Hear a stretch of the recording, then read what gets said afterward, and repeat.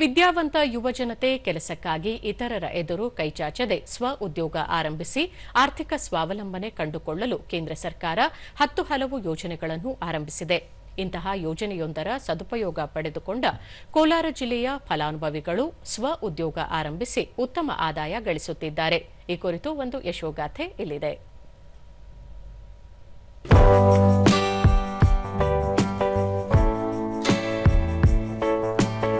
ಆತ್ಮನಿರ್ಭರ ಭಾರತ ನಿರ್ಮಾಣಕ್ಕಾಗಿ ಕೇಂದ್ರ ಸರ್ಕಾರ ಹಲವು ಯೋಜನೆಗಳನ್ನು ಜಾರಿಗೆ ತಂದಿದ್ದು, ಕೋಲಾರ ಜಿಲ್ಲೆಯಲ್ಲಿ ಉತ್ತಮ ಸ್ಪಂದನೆ ದೊರೆತಿದೆ.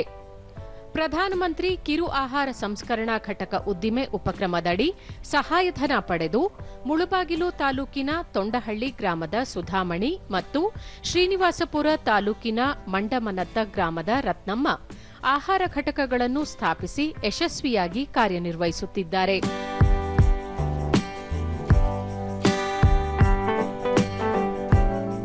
ಸುಧಾಮಣಿ ಅವರು ಕಡಲೆಕಾಯಿ ಮೌಲ್ಯವರ್ಧನೆ ಉದ್ಯಮ ಆರಂಭಿಸಿದ್ದು, ಗಿರಣಿ ಮೂಲಕ ಕಲಬೆರಕೆ ಇಲ್ಲದೆ ಸ್ವಚ್ಛ ಮತ್ತು ಪರಿಸರ ಸ್ನೇಹಿಯಾಗಿ ಖಾದ್ಯ ತೈಲ ತೆಗೆಯುತ್ತಾರೆ. ಇದರ ವಿದ್ಯುತ್ ಬಳಕೆಗಾಗಿ ಸೌರಶಕ್ತಿ ಅವಲಂಬಿಸಿದ್ದಾರೆ. ಇಲ್ಲಿ ತಯಾರಾದ ತೈಲಕ್ಕೆ ಹೆಚ್ಚಿನ ಬೇಡಿಕೆ ಇದ್ದು ಉತ್ತಮ ಆದಾಯ ಗಳಿಸುತ್ತಿದ್ದಾರೆ. ರತ್ನಮ್ಮ ಅವರು ಸಿರಿಧಾನ್ಯಗಳ ಉದ್ದಿಮೆ ಆರಂಭಿಸಿ ಸಿರಿಧಾನ್ಯಗಳ ರತ್ನ ಎಂದೇ ಪ್ರಸಿದ್ಧಿ ಪಡೆದಿದ್ದಾರೆ.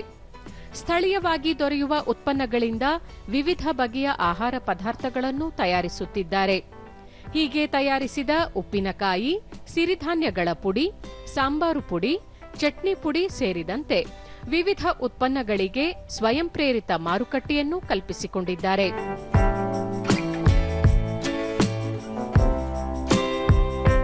ದೂರದರ್ಶನದೊಂದಿಗೆ ಸುಧಾಮಣಿ ತಮ್ಮದೇ ಗಿರಣಿಯಲ್ಲಿ ನಿತ್ಯ ಕಡಲೆಕಾಯಿಯಿಂದ ಗಾಣದ ಎಣ್ಣೆ ತೆಗೆಯುತ್ತಿದ್ದು, ಇದಕ್ಕೆ ಹೆಚ್ಚಿನ ಬೇಡಿಕೆ ಇದೆ.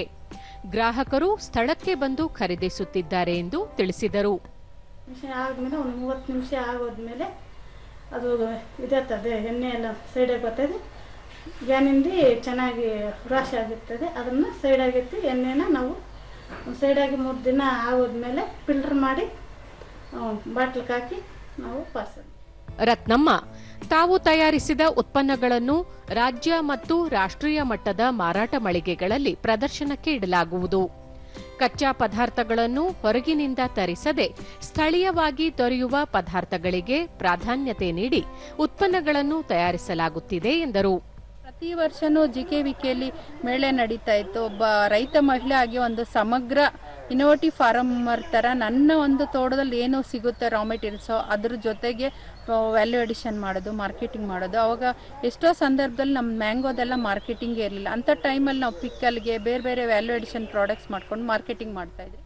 ಕೋಲಾರ ಜಿಲ್ಲಾ ಕೃಷಿ ಇಲಾಖೆಯ ಜಂಟಿ ನಿರ್ದೇಶಕರಾದ ಜಾವೀದ್ ನಸೀಮಾ ಖಾನಂ ಪ್ರಧಾನಮಂತ್ರಿ ಕಿರು ಆಹಾರ ಸಂಸ್ಕರಣಾ ಘಟಕಗಳ ಉಪಕ್ರಮದಡಿ ಆಹಾರ ಘಟಕಗಳನ್ನು ಸ್ಥಾಪಿಸಲು ಗರಿಷ್ಠ 15 ಲಕ್ಷ ರೂಪಾಯಿವರೆಗೆ ಸಹಾಯಧನ ನೀಡಲಾಗುತ್ತಿದೆ.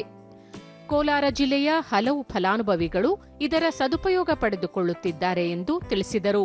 Prime ministers formalisation of micro enterprises ಅಂತ ಅಂದ್ಬಿಟ್ಟು ಈ ಒಂದು ಯೋಜನೆ ಇದೆ.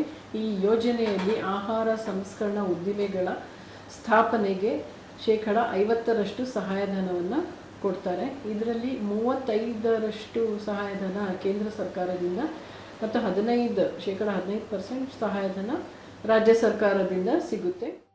ಹೀಗೆ ಮಹಿಳೆಯರು ಕೇಂದ್ರ ಸರ್ಕಾರದ ಯೋಜನೆಗಳ ಸದ್ಬಳಕೆ ಮಾಡಿಕೊಂಡು ಸ್ವ ಉದ್ಯೋಗ ಕಲ್ಪಿಸಿಕೊಳ್ಳುವುದರ ಜೊತೆಗೆ ಇತರರಿಗೂ ಉದ್ಯೋಗಾವಕಾಶ ನೀಡಿದ್ದು ದೇಶಕ್ಕೆ ಮಾದರಿಯಾಗಿದ್ದಾರೆ.